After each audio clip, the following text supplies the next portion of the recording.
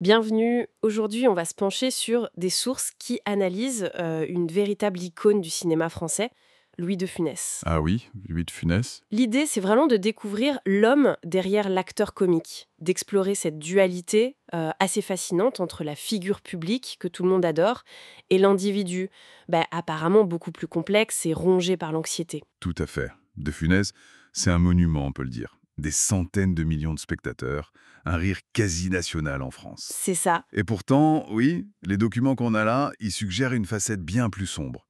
Une tension permanente, loin des projecteurs. C'est ça qui interpelle tout de suite en fait.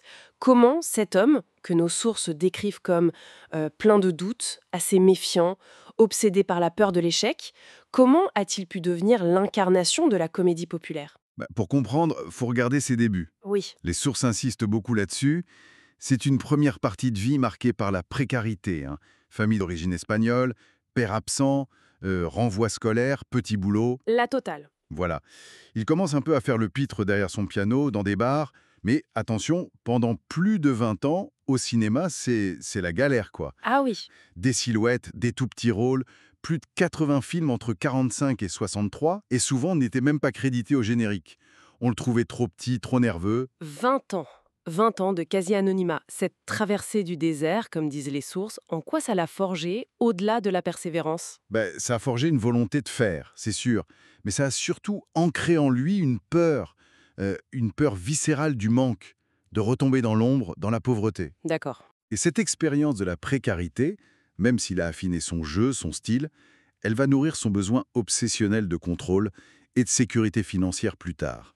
C'est pour ça que son succès si tardif, après 50 ans, il est d'autant plus incroyable. Et quel succès, hein! C'est une explosion à partir de Pouic Pouic en 63, puis les gendarmes, Fantomas, le Cornio, Le corniode, oui. et bien sûr le sommet, hein, la Grande Vadrouille en 66, un record historique d'entrée pendant 30 ans. Absolument. Son style est unique. Cette énergie folle, ces mimiques presque de dessin animé, les sources rappellent qu'il s'inspirait des cartoons américains genre Tex Avery. Oui, tout à fait.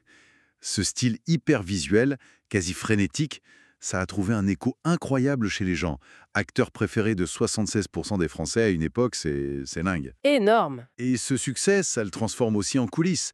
Il devient, d'après les témoignages qu'on a, un négociateur intransigeant. Ah oui, Hmm. il est. Exige un contrôle total sur ses contrats, ses horaires. Il va même jusqu'à peser très lourdement sur les scénarios. La folie des grandeurs, par exemple. Mais ce besoin de contrôle, justement, est-ce que ce n'était pas déjà le reflet de cette anxiété profonde dont parlent les sources, plus que du simple professionnalisme? C'est exactement ce que les analyses suggèrent. L'argent, pour lui, c'était pas pour le luxe, pour le faste. Non. D'ailleurs, il restait personnellement très simple, célèbre pour son jardinage. Oui, son jardin, le château. Voilà. L'argent, c'était une sécurité. Une bouée de secours, comme le dit une source, contre cette peur du manque qui ne l'a jamais vraiment quitté. Une sécurité existentielle, en fait. C'est ça. Mais ce contrôle, cette tension permanente, ça a eu un coup terrible. Dès la fin des années 60, les sources le décrivent comme épuisé, insomniaque, à cran. Et il y a l'infarctus. Le premier infarctus, en 1975, oui. Une conséquence assez directe de tout ça. C'est quand même fou d'imaginer cette angoisse constante derrière des personnages aussi exubérants, aussi drôles. Son fils, Olivier, le décrit même comme autoritaire. Oui. Et la célébrité, finalement, semble l'avoir beaucoup isolé. L'homme derrière les grimaces était souvent seul, quoi. Et ce qui est fascinant, si on prend un peu de recul, c'est de voir comment cette angoisse, elle semble infuser certains de ses films, surtout vers la fin. Comment ça? Prenez l'avare. Jouer Harpagon, ce personnage obsédé par l'argent, au point de s'isoler de tout et tous. N'est-ce pas une mise en abîme assez troublante de ses propres démons, de sa peur de manquer, un peu ridicule, dépassée, terriblement celle?